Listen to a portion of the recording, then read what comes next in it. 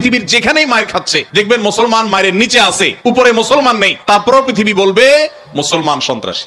অনেক মুসলমানের সন্তান কনভিন্স হয়ে গেছে, হ্যাঁ তাই তো, মুসলমানরা অনেক অশান্তি সৃষ্টি করে।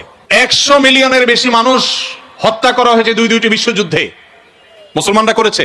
মুহাম্মদ সাল্লাল্লাহু আলাইহি সাল্লাম তার আদর্শকে পৃথিবীতে প্রতিষ্ঠিত করতে গিয়ে 27টি যুদ্ধে তাকে সশরীরে অংশগ্রহণ করতে হয়েছে। এই সকল যুদ্ধে যত মানুষ মারা গেছে সবগুলোর যোগফল কত জানা আছে আমাদের কারোর? মাত্র 1000 মানুষ।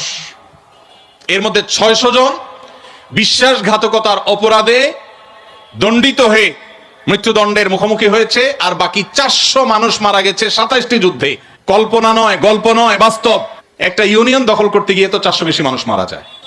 আজকের পৃথিবীর মানবতার সবক দেওয়া মানুষগুলো পাখির মতো মানুষ মেরে যেখানে সমান করে ফেলছে, সেই মানুষগুলোই আবার মুসলমানদেরকে বলে যে মুসলমানরা নাকি সন্ত্রাসী, মুসলমানরা নাকি